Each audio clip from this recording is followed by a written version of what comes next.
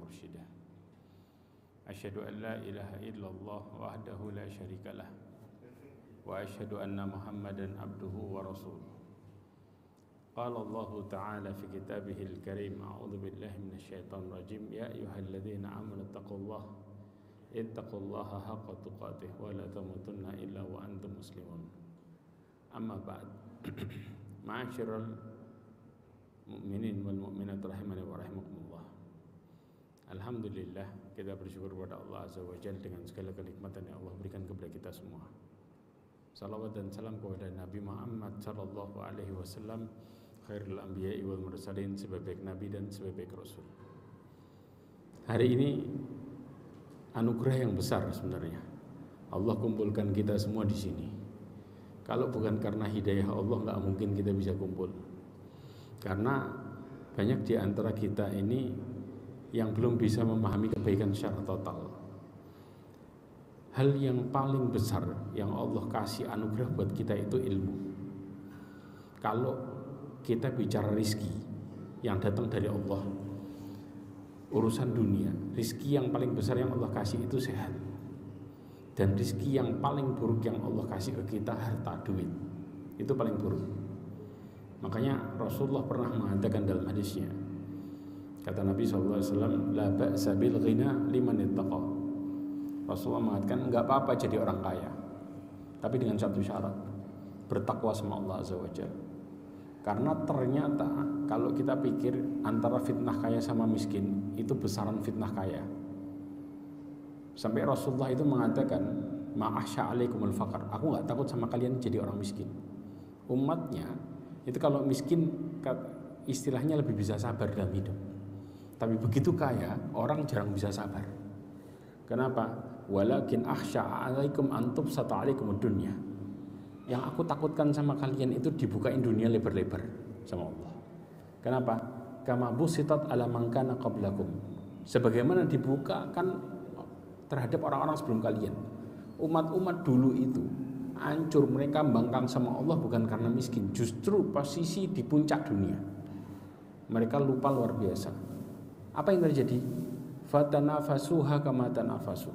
Kalian akan berlomba-lomba mengejar dunia sebagaimana orang dulu mengejar.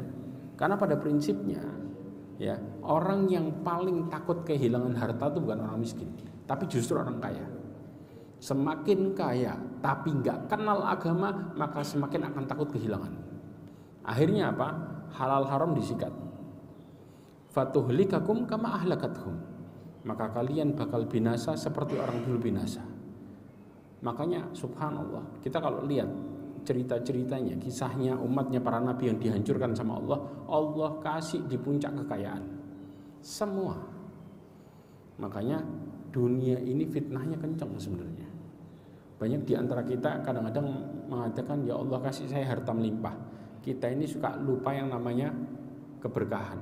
Kita bisa tahu mana yang benar, mana yang salah kalau nggak pakai ilmu agama, dari mana lagi. Ini prinsipnya. Dari sini kita tahu modal besar buat selamat di dunia beserta fitnahnya adalah ilmu. Makanya banyak di antara kita sudah merasa bahwa amalnya diterima, padahal aslinya masih banyak ketolaknya. Kita akan buka satu-satu hari ini insya Allah. Apakah ibadah kita ini selama ini sudah benar, atau justru malah sebenarnya ibadah kita banyak salahnya?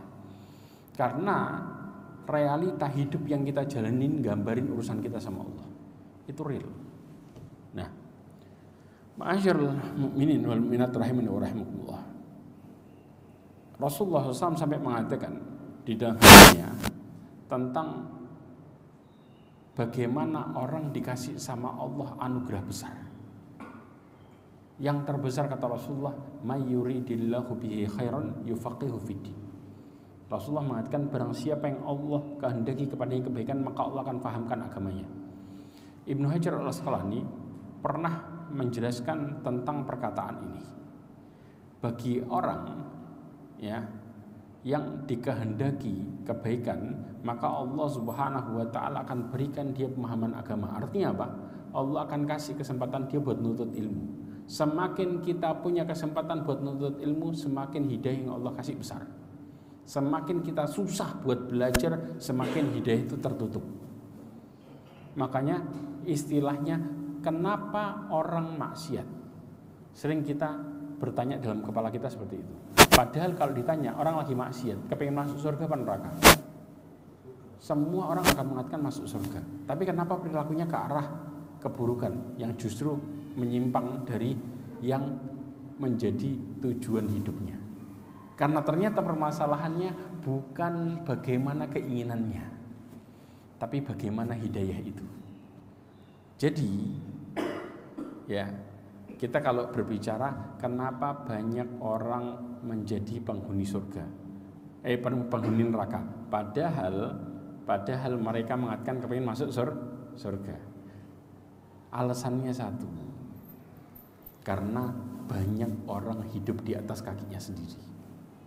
Maksudnya apa? Kita ini kalau menjalankan kehidupan itu suka melakukan dengan cara kita sendiri dan lupa sama Allah. Maka ujungnya walaupun lisan kita mengatakan saya kepingin jadi penghuni surga, tapi amalan kita kan neraka. Allah SWT mengatakan itu di dalam surat Yusuf ayat 53. Kata Allah SWT, inna nafsa la'ammaratun bisu illa ma rahima rabbi inna rabbi ghafur rahim. Allah mengatakan sesungguhnya jiwa itu ngajak pemiliknya buat ngelakuin keburukan. Jadi kalau kita lihat diri kita ini lebih senang ngelakuin maksiat daripada taat. Kalau diikutin terus. Kecuali satu, jiwa yang Allah kasih hidayah.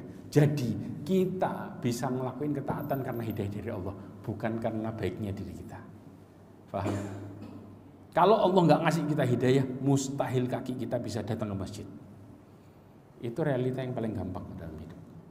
Maka dari sini menunjukkan berapa banyak orang ahli ibadah, tapi ternyata ibadahnya nggak manfaat. Nggak buat dia dapat perubahan sama sekali. Tapi berapa banyak orang yang nuntut ilmu, karena keberkahan ilmunya dia tahu bagaimana takutnya dia sama Allah Azza wa Jalla. Hal yang kedua, yang membedakan apa yang menjadi perbedaan antara orang yang menuntut ilmu sama orang yang beribadah. Ya. Kenapa Allah Subhanahu wa taala mengatakan yarfa'illahu alladziina aamanu minkum walladziina utul ilma darajat? Itu punya alasan. Allah mengangkat orang-orang yang beriman di antara kalian dan orang-orang yang berilmu lebih tinggi beberapa derajat daripada orang-orang yang beriman. Karena orang yang berilmu tahu kenapa mereka beribadah sama Allah. Itu yang membuat mereka terus berhati-hati dalam hidup. Bapak Ibu, kita kalau mau lihat hidup kita ini, ibadah kita diterima atau enggak, dari mana kira-kira? Ada yang tahu?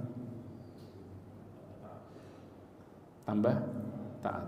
Konsepnya gimana? Nah, ini yang bahaya. Kita selama ini jalan panjang dalam hidup kita. Dan hidup kita ini selama ini dituntut sama Allah satu perjanjian, yaitu ibadah. Kalau perjanjiannya nggak nyampe, maka tahu konsekuensinya kemana. Makanya sering seseorang mengatakan, saya sudah ibadah sama Allah, tapi kok masih masalah saya kok masih berantakan. Hidup saya kok masih berat. Betul apa enggak? Pasti ada yang salah. Enggak mungkin enggak. Pada prinsipnya, perhatikan baik-baik. Orang yang beribadah kepada Allah Subhanahu wa taala dan diterima, Allah gambarkan semuanya di hatinya. Semua. Kita buka satu-satu. Yang pertama, Rasulullah SAW mengatakan dalam hadisnya, orang yang ciri-ciri orang yang diterima ibadahnya, kata Rasulullah SAW, ulaika alladzina yasumun wa yusalluna wa yatasaddaqun. Ini hadis ini ada di dalam tafsir surat Al-Mu'minun ayat 60. Nanti dibuka sendiri. Allah mengatakan walladzina yu'tuna ma atau wa qulubuhum wajilat. Mereka memberikan apa yang mereka berikan, hati mereka takut. Ngelakuin tapi sambil takut.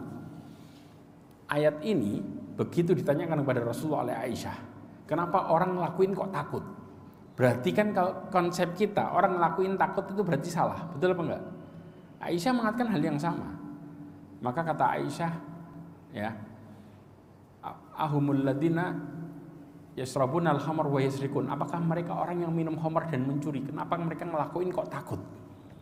Kata Rasulullah, la ya binta Siddiq. Tidak wahai anaknya Siddiq. Walakinnahum alladina yasumun wa yusalluna wa yatasaddaqun. Justru mereka yang puasa, sholat, sedekah. Lalu bagaimana efek dari ibadahnya? Wahum yakhafuna alla yuqbala minhum. Mereka takut ibadahnya nggak diterima. Ciri-ciri orang yang ibadahnya diterima sama Allah, Allah buat mereka ngerasa ibadahnya banyak salahnya. Berarti kalau kita berpikir ibadah kita banyak salahnya, obatnya ngapain? Ibadah lagi. Itu yang membuat orang berlomba-lomba buat deketin sama Allah nggak berhenti. Tapi cara setan buat berhentiin kita dari ibadah gampang caranya. Diingetin pahala kita banyak, selesai. Selama ini konsep kita suka kebalik.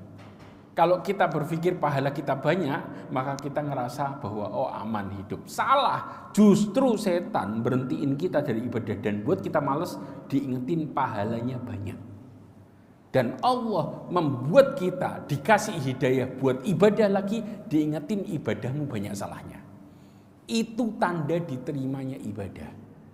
Makanya kata Rasulullah, ulaikal ladzina yusari'una fil khairat. Mereka lah yang bersegera melakukan kebaikan. Jadi selama ini para sahabat berlomba-lomba dalam beribadah dan bersegera mendekatkan diri kepada Allah. Cepat bertobat gara-gara ngerasa banyak salahnya, bukan banyak pahalanya. Jelas. Makanya sering kadang-kadang ya ibadah kita berat karena ngerasa tabungannya udah banyak. Padahal begitu ngerasa tabungannya banyak tapi hidupnya nggak kegambar sama sekali bahwa dia diterima. Justru kayak orang ditolak ibadahnya karena ada yang salah di situ. Salah kita dalam persepsi. Yang kedua, ciri kalau ibadah kita diterima dan benar, Allah takdirkan habis ibadah lagi. Allah mengatakan hal jazaul ihsan illal ihsan. Balasan kebaikan adalah kebaikan yang berikutnya. Di sini disebutkan di antaranya dalam tafsir Ibnu Katsir ada, juga di Ibnu Rajab Al-Hambali mengatakan tanda amalmu diterima adalah Allah akan mudahkan engkau untuk melakukan amal soleh berikutnya. Kalau kita habis melakukan amal kemudian ditutup dengan amal soleh, maka tanda amalmu yang pertama diterima. Tapi kalau kita habis ngelakuin amal soleh ditutup sama maksiat, maka tanda amalmu yang pertama ditolak. Jadi orang tahu Ramadannya diterima atau tidak bukan waktu di Ramadan, jangan salah. Tapi setelah Ramadan baru ketahuan amalnya diterima atau enggak. Karena kalau habis Ramadan, kebiasaan Ramadannya berhenti, Ramadannya berarti ditolak sama Allah. Itu paling gampang kelihatan. Makanya kenapa kita butuh ilmu metani? Karena dalam prinsipnya hidup ini gampang kalau tahu ilmunya, dan hidup ini berat kalau kita nggak tahu ilmunya. Hal yang ketiga, kenapa orang itu maksiat? Dua alasannya. Disebutkan oleh Imam Ibnu Qayyim Al-Jauzi, ya, bahwa manusia ini melakukan sesuatu yang haram, padahal dia tahu yang haram itu buruk. Karena dua alasan. Pertama, karena dia buruk sangka sama Allah. Betul apa enggak? Ketika kita ngadepin masalah, nggak ketemu jalannya, maka kita mengatakan, kenapa Allah harus nguji saya seperti ini? Padahal saya sudah sholat, saya sudah ibadah. Itu sering di kepala kita muter. Ya, maka suudzon kita sama Allah buat kita gampang maksiat.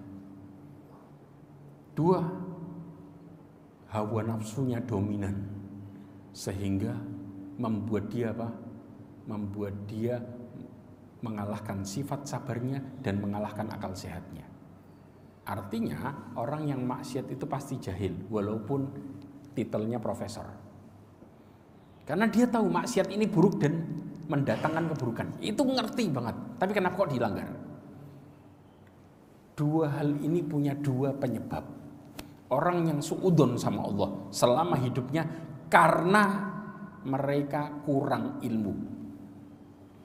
Kalau ilmu kita benar, maka nggak mungkin kita suudzon sama Allah. Secara gampangnya gini, ya, Allah Subhanahu Wa Taala selama ini setiap kita melakukan sesuatu Allah tuh cuman balas. Itu prinsipnya. Sampai di dalam hadis qudsi mengatakan, ya ibna Adam, innama hiya a'malukum uhsiha lakum thumma uwaffikum iyah Wahai anak Adam, semua yang kalian lakukan selama ini hanya amal kalian. Allah nggak butuh apa-apa sama sekali. Allah nggak ngambil manfaat dari situ. Jangan salah. Ya, aku hanya menghitung dan membalasnya, kata Allah. Faman wajada khairan falyahmadillah. Barang siapa yang mendapati kebaikan di balik amalnya, maka puji Allah azza wajalla. Wa man wajada ghaira dzalika fala yalumanna illa nafsa. Tapi barang siapa yang mendapati keburukan di balik amalnya, maka jangan pernah salahkan kecuali dirinya sendiri. Berarti kalau kita dapat keburukan dalam hidup atau dapat masalah, yang salah siapa? Yang salah siapa? Kita. Orang yang bijak, orang yang paham agama, ketika dia kena masalah, dia langsung introspeksi diri. Ya. Tapi orang yang gak paham agama, kena masalah langsung main tunjuk. Ini gara-gara kamu, gara-gara kamu, gara-gara kamu. Kenapa? Selama kita main tunjuk dalam hidup kita, kita gak akan pernah sadar kesalahan kita di mana. Makanya ilmu agama itu ngajarin kita buat sadar siapa yang salah dan harus bagaimana. Itu ilmu agama. Tapi kalau enggak, wallahi enggak bakal kita bisa selesai dalam masalah apapun bentuknya. Paling gampang lah. Bapak Ibu, ya, kita dicontoh paling gampang. Kita ini kalau suka nunjuk orang, coba introspeksi diri. Setiap kita kena masalah, contoh begitu kita jalan di jalan, tiba-tiba ada orang nyerempet kita. Yang salah siapa berarti? Kita atau dia? Kalau ngelihat kasus nih, kita atau dia yang salah? Dia kan? Iya. Nyerempet nih, sudah kan? Tiba-tiba orang yang nyerempet tadi minta maaf. Terus kemudian kita ngomong, Pak, kenapa kok nyerempet? Salah saya apa? Saya nggak pernah dolim sama Bapak, nggak pernah ketemu sama Bapak, tiba-tiba kok nyerempet saya. Kira-kira orang itu yang kita ajak omong kayak gitu bingung atau bisa jawab? Dari masalah sini kita udah kelihatan bahwa ketika kita menghadapi permasalahan dalam hidup, apapun bentuknya, dan kita menyalahkan orang yang menjadi permasalahannya, maka nggak akan pernah ketemu jawabannya. Betul apa enggak? Kadang-kadang orang yang dolim tadi ngomong, saya kalau mau dolim aja. Sakit hati nggak kita? Nggak ketemu jawabannya. Tapi begitu kita ngelihat ke Allah baru sadar, saya selama ini jauh dari Allah dan saya bermaksiat sama Allah. Dan Allah balas semua itu. Ini yang membuat kita jadi sadar, jadi manusia sebenarnya, dan bisa menikmati hidup karena ngerti salahnya di mana. Setelah ngelihat kemana? Ke Allah. Ilmu agama ngajarin kita untuk berbuat itu. Karena Allah mengatakan wa ma asabakum min musibatin fabima kasabat aydikum wa ya'fu an katsir. Allah mengatakan apa yang menimpa kalian dari musibah, bentuknya apapun. Mau musibah dari suami, atau musibah dari istri, mau dari anak, mau dari tetangga, mau dari siapapun. Semua karena kesalahan diri kalian sendiri. Dan Allah banyak memaafkan. Tahu maksudnya? Yang Allah maafin dari kesalahan kita ini banyak. Dan yang Allah hukum cuma sedikit. Berarti kalau hidup kita banyak masalahnya, menandakan kita sudah keterlaluan sama Allah. Dan sudah keterlaluan sama manusia. Saking banyak yang dihukum, padahal masalah aslinya lebih banyak lagi. Kenapa Allah buat seperti ini? Kata Allah, "Lau yu'akhidullahu an-nasa bima kasabu ma taraka 'ala dhahriha min dabbah." Kalau Allah menghukum manusia disebabkan karena kesalahannya, setiap salah dihukum, nggak ada yang hidup sama sekali di atas muka bumi, mati semuanya. Tapi Allah dengan rahmatnya, ya, maka Allah Subhanahu wa taala memberikan ujian kita cuman sebagian kecil buat balik sadar. Jelas. Jadi kesadarannya itu tergantung kita balik ke Allah atau enggak. Oke, sampai di sini ada orang yang kadang-kadang enggak sadar. Enggak, tetap dia yang salah kok. Oke. Pertanyaan yang kedua gampangnya. Ya. Coba renungin baik-baik. Ada enggak di antara kita yang bisa milih siapa yang jadi cobaan kita? Ya Allah, yang jadi cobaan orang luar aja, orang dalam jangan. Bisa? Bisa enggak? Enggak bisa. Kita ini cuma bisa menjalani hidup dan tidak bisa milih siapa yang jadi cobaannya. Berarti yang milih siapa yang jadi cobaannya siapa? Allah. Kalau kita nggak balik sama Allah, mustahil dapat jawabannya. Terus akan sakit hati, terus akan kecewa, dan terus akan semakin sempit hidupnya. Itu permasalahannya. Makanya Allah mengatakan di dalam Al-Quran, wa ja'alna ba'dakum li ba'din fitnatan atasbirun wa kana rabbuka basira. Allah mengatakan kami jadikan satu dengan yang lainnya di antara kalian sebagai cobaan. Jadi yang nentuin cobaan kita siapa? Allah. Kita nggak bisa milih. Allah cuma tanya satu, apakah kalian sabar? Tahu maksudnya sabar apa? Sabar ini anugerah Bapak Ibu. Ya, Rasulullah mengatakan laisa ata'an khairan wa awsa'u minas sabr. Enggak ada pemberian yang lebih baik dan yang lebih luas daripada kesabaran. Berarti sabar yang ngasih siapa? Allah. Sering kita kadang-kadang ngomong sabar tapi palsu. Enggak percaya? Oke. Coba perhatikan. Kita ini kadang-kadang ngadepin masalah. Paling gampangnya lah. Kemudian ada teman yang ngadem-ngadem, ngomong sabar ya, sabar, sabar sambil ditinggiin suaranya. Kalau sabarmu sambil sakit hati, maka sabarmu palsu. Karena ternyata sabar yang sebenarnya Allah sambil kasih tenang dan bahagia. Gak pernah ketemu lihat ya orang-orang yang kemudian sama Allah dikasih anugerah ilmu, mereka tahu gimana caranya sabar. Sambil berdoa sama Allah, Allah kasih tenang. Gak mungkin mereka teriak sabar. Orang kalau sabar beneran itu disembunyiin, gak pakai ngomong. Kalau sabarnya ditunjuk-tunjukin biar orang tadi itu sadar kalau dia salah, berarti sabarmu palsu. Mereka kadang-kadang apa? Seorang istri ngomong sabar, sabar. Karena suaminya jengkelin. Akhirnya apa? Dia berdoa di sebelah suaminya. Suaminya lagi tidur, pas lagi ngelilir, berharap suaminya dapat hidayah. Ya Allah, tolong kasih hidayah suami saya. Sekenceng apapun doamu, yang memberikan, yang merubah suamimu bukan doamu yang mengatakan ya Allah, tapi Allah yang merubah. Jadi kalau seseorang berdoa karena orang, Allah nggak bakal ngelirik apa-apa. Sehingga selesai nggak masalahnya? Enggak, dari sini udah kelihatan. Makanya ini bedanya antara kita punya ilmu atau enggak. Dari sini kita ngerti. Ternyata orang yang bisa paham agama dengan baik, dia tahu harus ngapain dalam setiap masalah. Makanya kenapa Rasulullah nyuruh kita langsung taubat sama Allah Azza wa Jalla, direct. Bahkan Bapak Ibu, istiqomah itu enggak lepas dari istighfar. Allah mengatakan dalam surat Fussilat ayat 6. Kata Allah, "Qul innama ana basyarum mithlukum yuha ilayya annama ilahukum ilahu wahid." Allah katakanlah wahai Muhammad, sesungguhnya diwahyukan kepadaku Tuhan kalian adalah satu. Fastaqimu ilaihi wastaghfiruh. Ya, maka istiqomalah dan istighfar.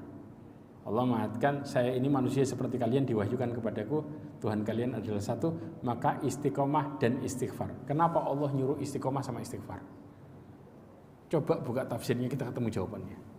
Jawabannya, setiap kita ini bakal berbuat salah terus. Dan orang ketika istiqomah, begitu maksiat, mereka langsung down istiqomahnya. Betul apa enggak? Obatnya apa? Minta ampun sama Allah baru lempeng lagi. Makanya di antara bentuk istiqomah, kata Ibnu Rajab Al-Hambali, adalah dengan minta ampun sama Allah. Jadi semakin kencang kita minta ampunnya, maka akan semakin istiqomah kita semakin lurus. Semakin minta ampunnya semakin lupa, semakin turun tuh istiqomah. Karena kita ini ngelakuin dosa siang malam. Siang malam. Betul apa enggak? Dan semua bakal dihisab. Itu istilahnya. Tapi kalau ternyata kita dalam istiqomah tadi nggak minta ampun sama Allah, maka hidayahnya bakal hilang pelan-pelan. Karena ketutup sama apa? Dosa. Itu realitanya. Jelas masalah ini? Oke. Kemudian di antara perbedaan antara orang yang berilmu sama orang yang cuma ibadah aja. Dalam menghadapi hal-hal yang dia lewati dalam hidupnya. Contoh. Bapak Ibu, ya, salat kita selama ini, ya, kenapa Allah mengatakan inna salata tanha anil fahsya'i wal munkar? Ya, sesungguhnya sholat itu menahan dari kejelekan dan kemungkaran. Tapi berapa banyak orang yang sholat tapi maksiatnya jalan? Bisa jawab gak? Kenapa ini bisa terjadi? Selama ini kita sering kan berpikir bahwa orang sholat iya tapi maksiat, katanya sholat menahan dari kejelekan dan kemungkaran. Ada yang bisa jawab kira-kira kenapa?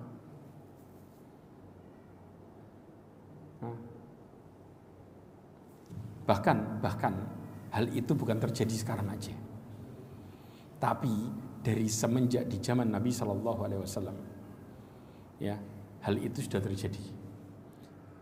Pernah dalam hadis Nabi SAW yang diriwayatkan Imam Ahmad, coba perhatikan dari Abu Hurairah radhiyallahu anhu dikatakan jaa rajulun ila Nabi Shallallahu Alaihi Wasallam.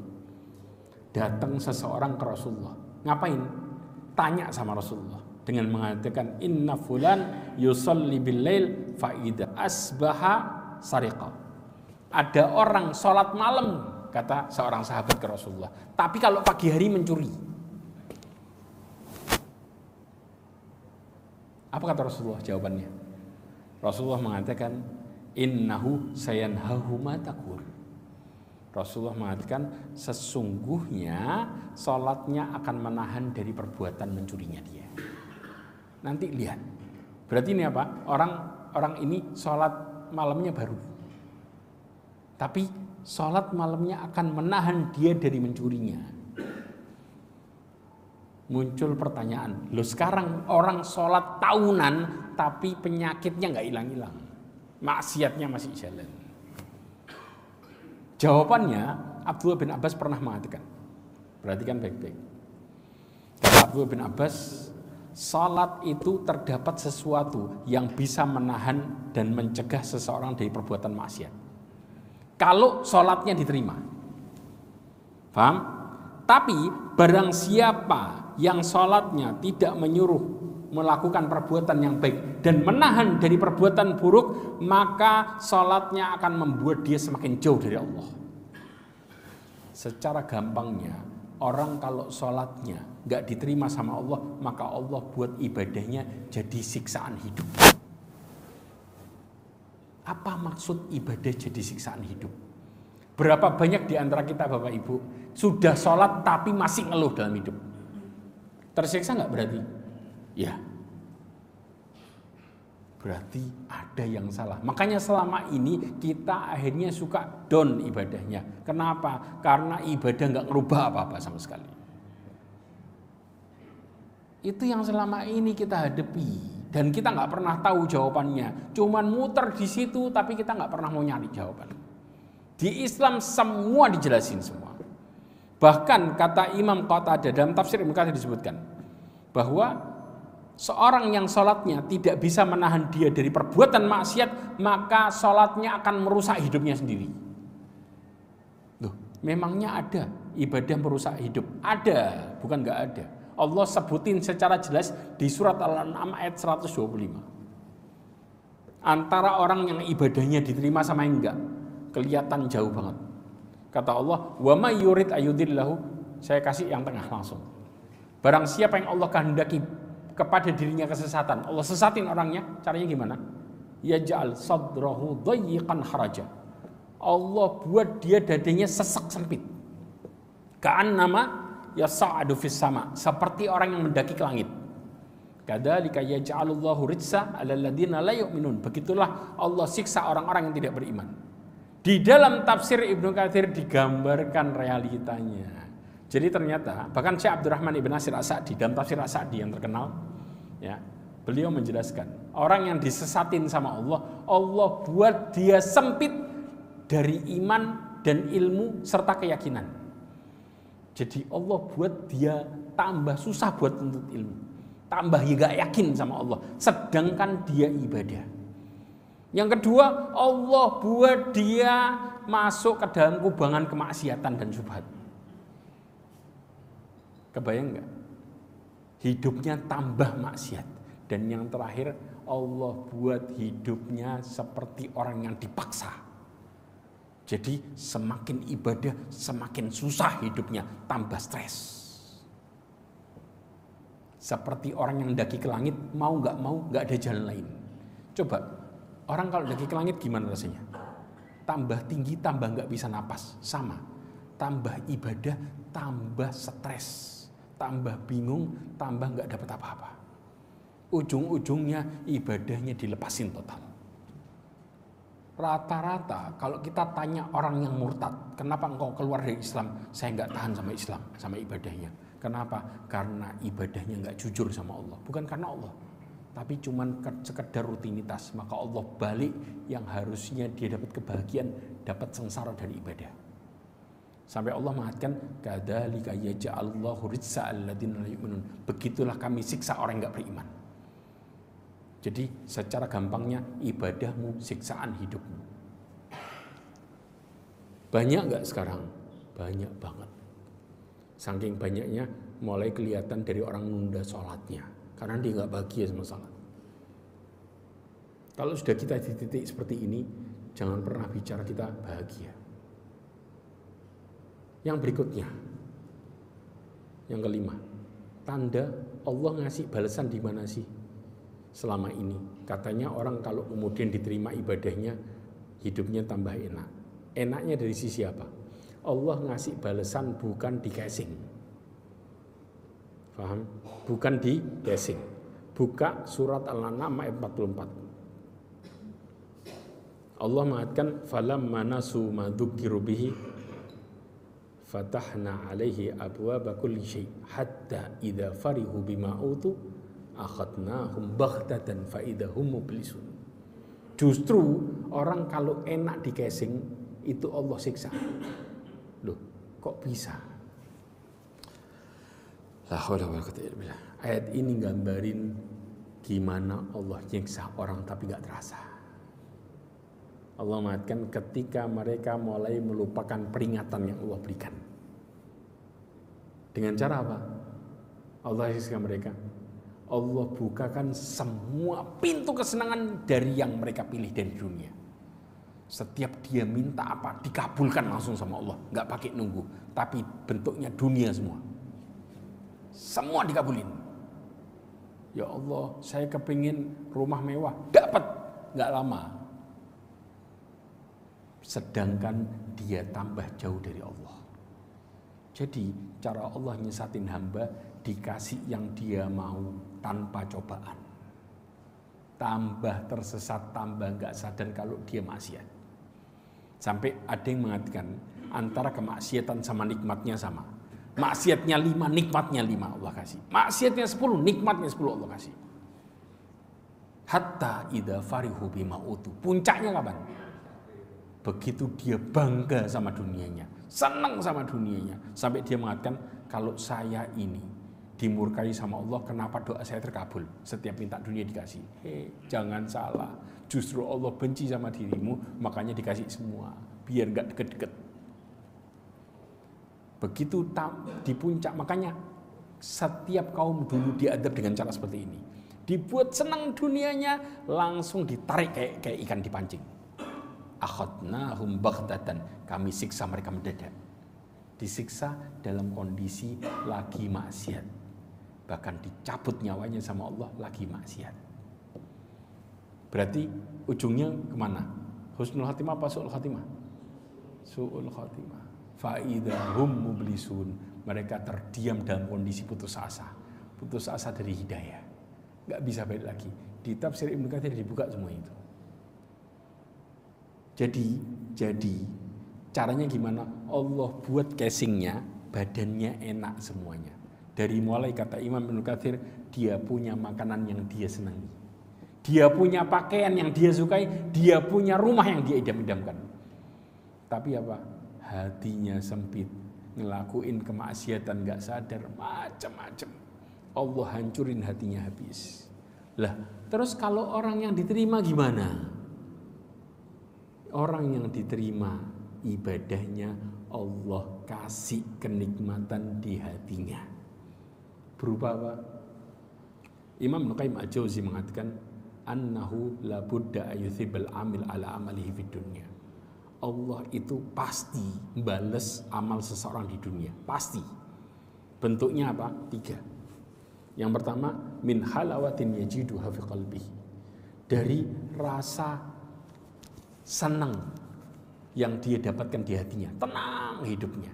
Padahal apa? Masalahnya banyak, tapi dia ngerasa saya punya Allah dan ada Allah yang bantu hidup saya. Dia nggak akan pernah mengatakan saya punya masalah dan saya harus menyelesaikannya. Salah. Tapi dia mengatakan saya punya Allah dan Allah yang akan bantu menyelesaikan masalah saya. Gak pernah bingung sama sekali. Allah kasih tenang. Saking tenangnya orang ini sampai masalah berat pun dia merasa apa? Merasa tetap bisa menjalankan kewajiban tanpa berubah sama sekali. Kalau kita dikasih hidayah sama Allah, antara kena masalah sama gak kena masalah tetap lembek. Tapi begitu kena masalah putar balik, maka tanda kita disesatin sama Allah. Ada ayatnya di surat Al-Baqarah 214. Nanti sebentar lagi saya bahas. Ya, kemudian yang kedua apa? Wa quwwati insyirah, besarnya kebahagiaan hidup. Allah buat dia bahagia dengan ibadah, bahagia dengan semua yang dia lakukan dari mendekatkan diri kepada Allah. Makanya lihat para sahabat ketika ditindas, mereka susah nggak hatinya? Sama sekali. Lihat baik-baik orang Palestina. Diturunin apa sama orang-orang Israel? Bukan sekedar bom, disiksa habis-habisan. Namanya air diputus. Ada yang stres gak?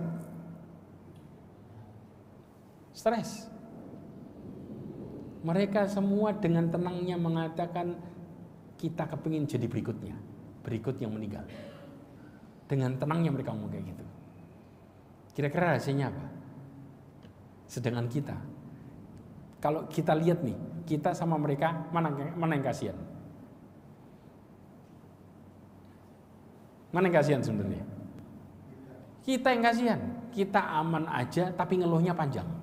Mereka nggak aman posisinya, tapi mereka selalu mengatakan kita punya Allah. Walaupun kalian nggak bantu, kita punya Allah. Kalau orang nggak tenang, nggak mungkin dia bisa ngomong kayak gitu. Kalau nggak tenang, maka mereka nggak akan pernah bertahan dalam hidupnya. Pasti udah nyerah.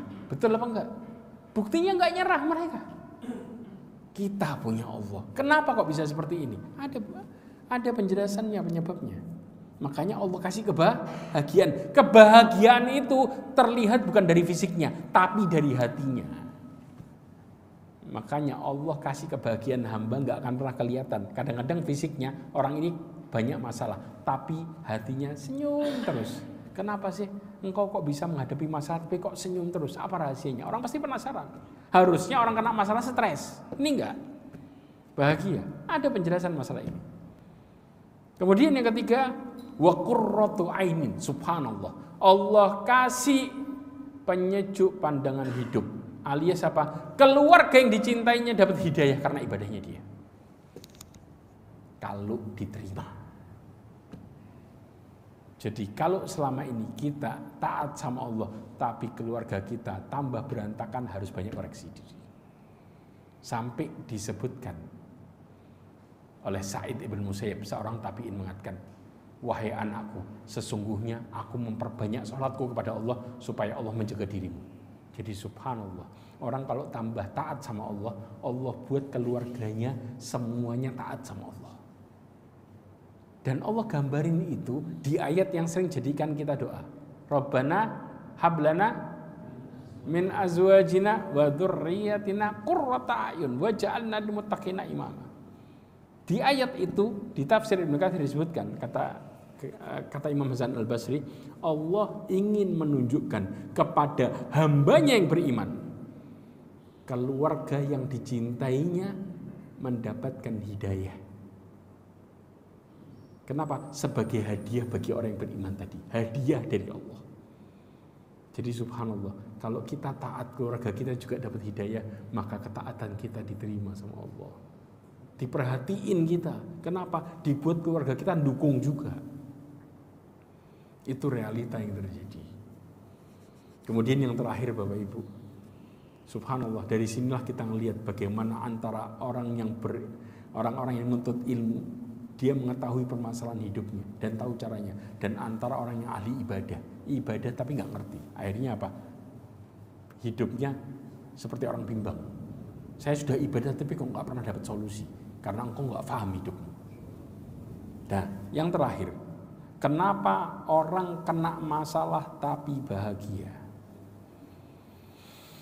Bahkan Allah Subhanahu wa taala menjelaskan di dalam surat Al-Baqarah 214. Kata Allah, am hasibtum an tadkhul jannata walamma ya'tikum mathalul ladina khalau min qablikum massathumul ba'sa wad-dharra wa zulzilu hatta yaqula ar-rasulu wal ladina amanu ma'ahu mata nasrullah ala inna nasrullahi qarib. Allah katakan, apakah kalian merasa bakal masuk surga padahal belum datang kepada kalian sebagaimana umat-umat sebelumnya, yang dimana mereka ditimpa apa? Malapetaka, kesengsaraan, kegoncangan berbagai masalah. Jadi Allah kaitkan, kalau istilahnya kalian bakal masuk surga, kalian harus melewati masalah dulu. Kenapa? Karena ujian hidup adalah tanda kejujuran kita sama Allah. Disebutkan ya oleh Syekh Abdurrahman ibn Nasir As-Sa'di, apa ciri-ciri orang yang jujur sama Allah? Perhatikan baik-baik, ada 3. Ketika dia ditimpa ujian, 1, dia bersabar dalam perintah Allah. Tahu maksudnya sabar gimana? Balik minta tolong sama Allah, bukan ngadepin masalahnya sendiri. Karena orang ketika ngadepin masalah, kemudian dia ngadepin sendirian, berarti dia bohong sama Allah, bohong sama keimanannya. Allah kepingin orang kena masalah itu balik minta tolong, ya Allah tolong saya. Prinsipnya di situ. Karena Allah mengatakan la'allahum yarji'un, supaya mereka balik sama Allah. Yang kedua, ketika dia ditimpa masalah, dia tidak peduli sama masalah yang dihadapinya, nggak bingung dan nggak berubah. Tahu nggak peduli? Ingat, masalah ini yang uji siapa? Yang punya solusinya siapa? Allah. Kita ini suka suudon sama Allah karena salah cara, yaitu curhat sama manusia. Jadi selama ini ketika engkau dapat masalah dan engkau curhat sama orang, masalahmu akan tambah ribet dan tambah kuat. Jelas, dan gak bakal dapat solusi. Kenapa kok seperti ini? Disebutkan, idza syakauta ila ibni adam innamat tashkur rahmi ila alladziina la yarham. Kalau engkau mengeluhkan masalahmu kepada anak Adam, sama dengan engkau mengeluhkan tentang Allah kepada yang enggak penyayang. Jadi kalau kita lagi ngeluh masalah kita sama orang, saya ini kena kayak gini, kenapa ya kok Allah kok gini ya?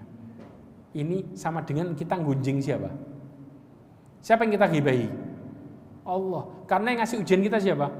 Allah. Jadi kalau selama ini kita curhat sama orang, sama dengan menggunjing Allah. Bayangin, Allah, manusia kita gunjing aja dosa besar, ini Allah yang kita gunjingin.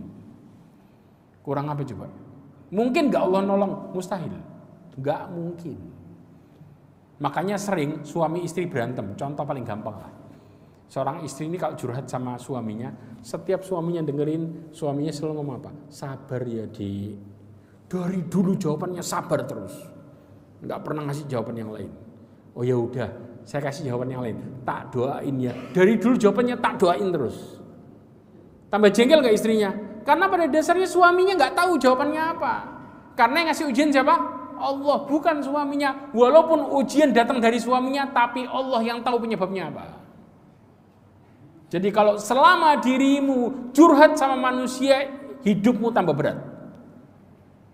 Tapi begitu dirimu curhat sama Allah, maka Allah kasih solusinya langsung. Paling tidak Allah kasih ketenangan. Itu realitanya. Betul apa enggak? Makanya kenapa selama ini hidup kita kayak tumpukan masalah. Padahal Allah kasih ujian itu sedikit-sedikit. Tapi begitu orang ngerasa numpuk nih masalahnya gak selesai, berarti urusannya dia sama Allah berantakan. Kelihatan dari sini. Makanya pentingnya kita tahu di sini. Orang yang balik sama Allah, dia ngerasa masalahnya bukan penghalang hidup. Kenapa? Saya punya Allah. Tapi kata Syekh Abdurrahman ibn Nasir As-Sa'di, begitu dia kena masalah, putar balik, maka dia dusta. Jelas. Makanya kenapa Allah kasih kita masalah? Supaya balik ke siapa? Ke Allah. Berarti Allah sayang sama kita lebih besar daripada ibu kita sendiri.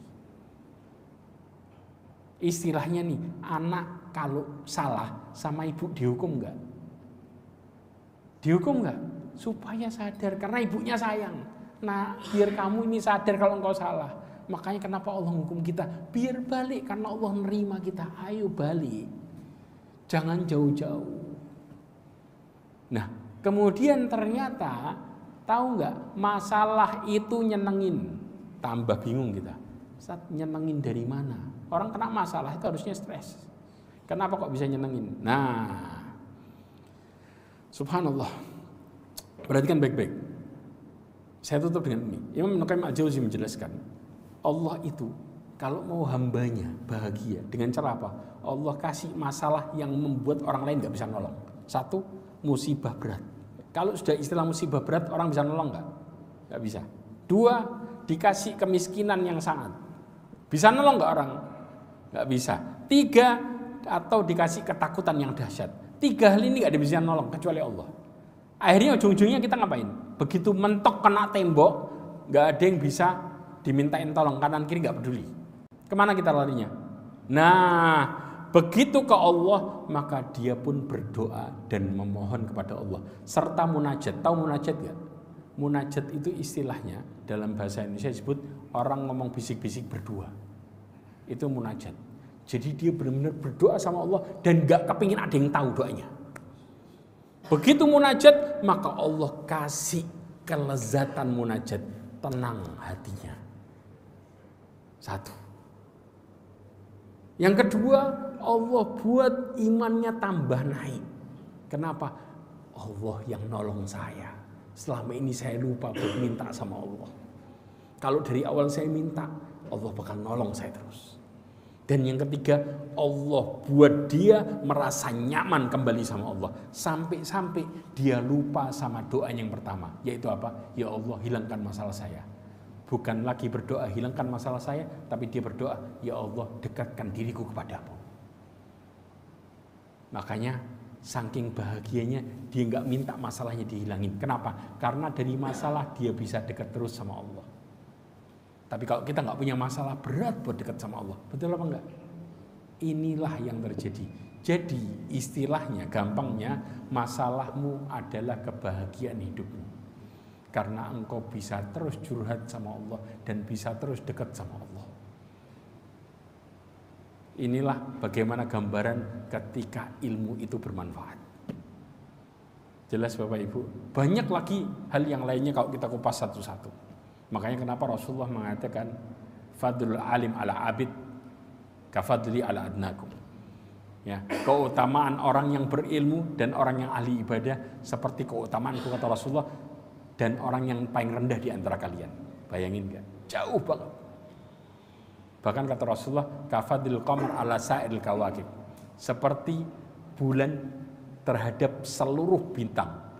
Kalau kita lihat bulan itu satu, tapi cahayanya luar biasa, bintang banyak, tapi kadang-kadang kalah sama bulan, nggak kelihatan bintangnya. Itu realitanya. Ya. Sebelum saya tutup, ada pertanyaan? Enggak. Ya, Masya Allah.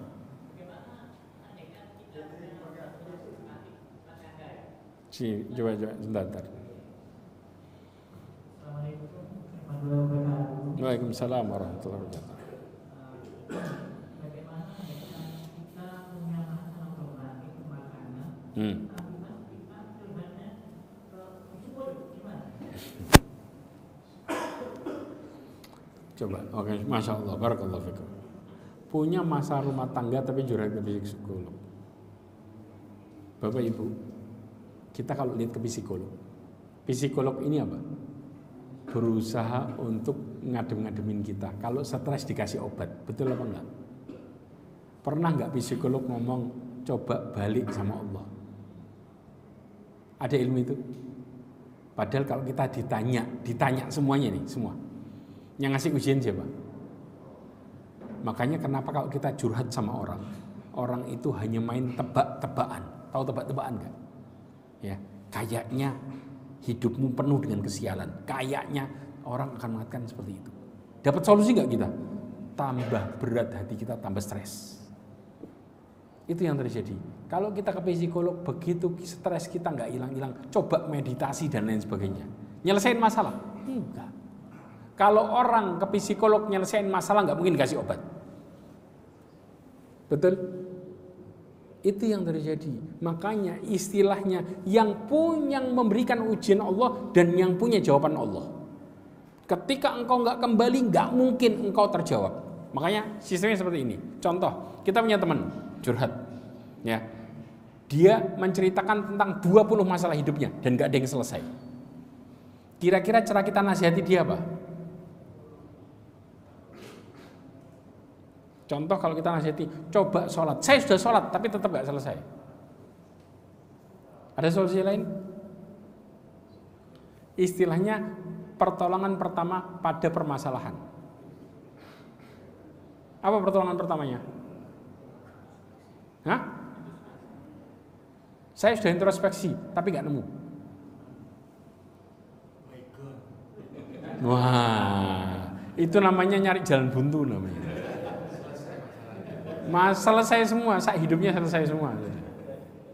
Ada masalah. Orang mukmin itu nggak pernah stres kalau benar. Masalahnya yaitu apa? Nasihatnya tobat.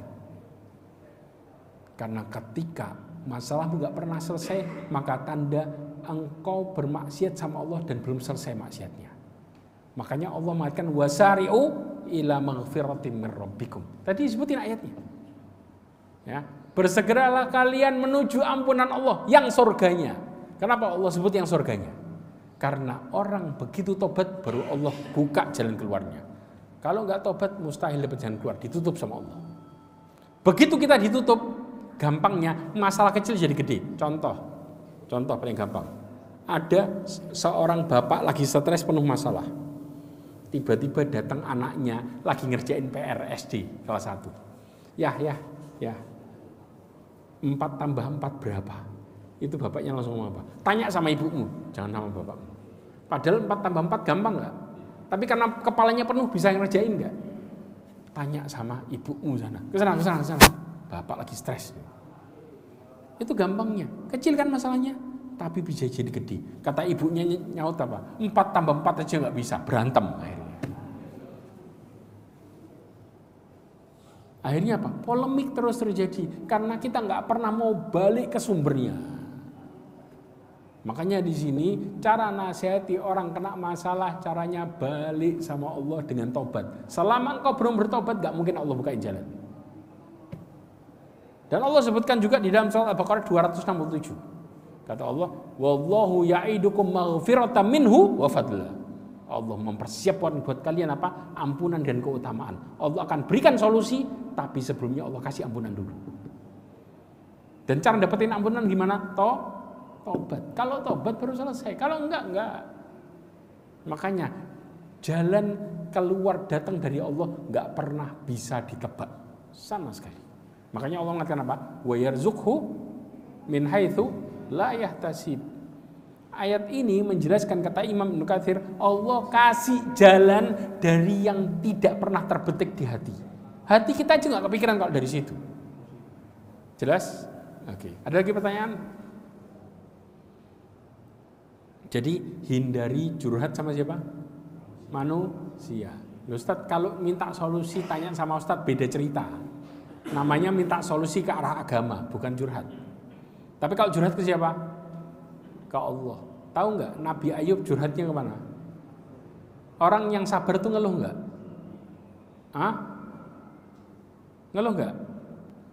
Siapa bilang nggak ngeluh? Nabi Ayub tuh ngeluh. Ngeluh sama siapa? Sama Allah. Nabi Ayub mengatakan anni masaniya durru wa anta arhamur rahimin. Nabi Ayub mengatakan ya Allah aku ditimpa masalah, ditimpa kesusahan. Ngeluh bukan? Tapi ngomongnya sama Allah. Wa anta arhamur rahimin. Engkau maha penyayang. Makanya Nabi Ayub dapat solusi. Ini yang terjadi. Para nabi semua curhat, ngeluh sama Allah. Semua ngomong sama Allah. Itu realitanya. Makanya belajar ilmu agama membuat kita tambah tenang. Tahu masalahnya di mana. Tahu solusinya. Jelas? Ada lagi pertanyaan? Monggo. Oh ibu-ibu ada, monggo silakan.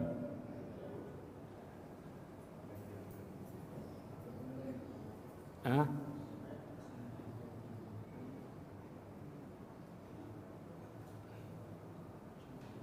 Ada lagi? Oh iya, masya Allah, fadhil. Assalamualaikum. Waalaikumsalam warahmatullahi wabarakatuh. Tadi ada satu kata jiwa yang sempat disampaikan. Saya berpikir di saya saat itu jiwa itu kan merasa keinginan dan pikiran kalau nggak salah seperti itu. Nah ini selalu Ustaz karena ketika misalnya saya sholat jadi lupa mati. Iya. Iya. Oke. Iya. Masyaallah mu'minin rahimani wa rahmatullah. Ada seorang sahabat namanya Utsman bin Abil As. Ya, orang Taif.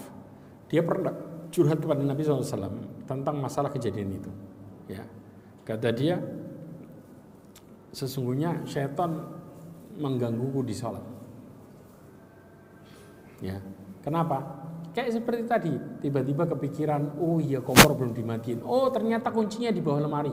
Kayak gitu. Padahal sebelumnya, contoh nih kita lagi ngobrol sama teman. Nama sahabatmu siapa ya dulu ya? Saya kok lupa. Begitu di sholat diingetin. Kenapa bisa seperti itu? Kata Rasulullah SAW, daka syaitan yuqal lahu khanzab. Itu merupakan setan yang namanya khanzab. Jadi setan itu punya nama. Masing-masing dengan tugasnya. Nah, khusus untuk menggoda di sholat namanya khanzab.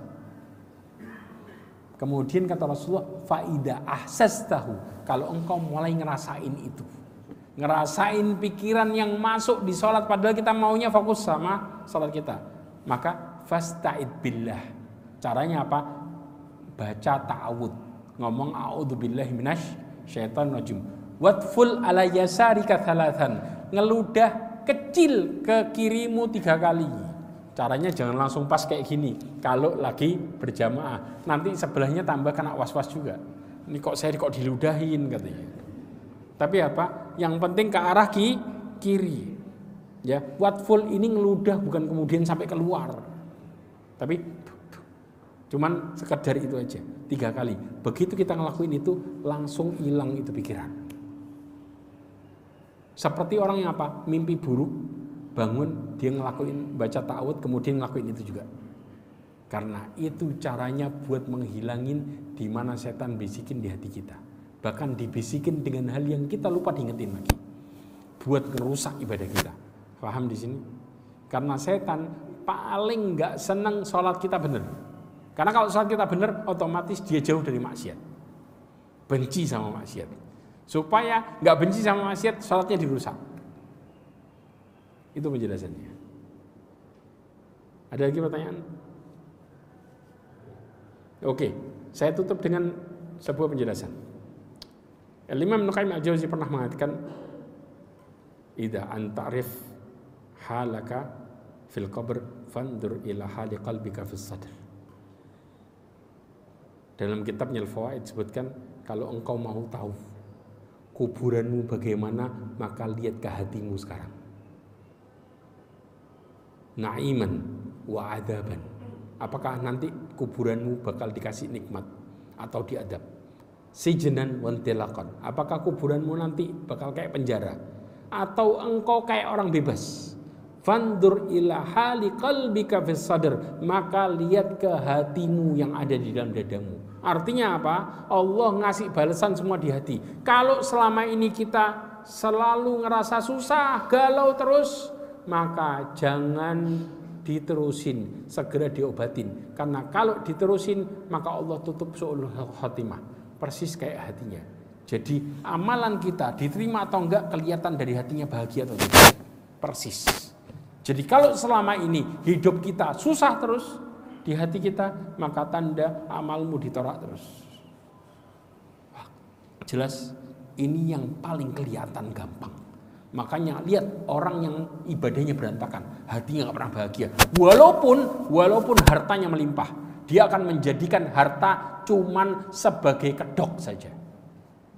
Sampai istilahnya ketika dia mau bahagia, manggil temen buat nipu dia. Dengan cara apa? Hibur saya baik enggak? Oh engkau baik, makanya ditraktir terus. Tapi begitu jujur, oh engkau ini pelit sebenarnya, langsung nggak ditraktir.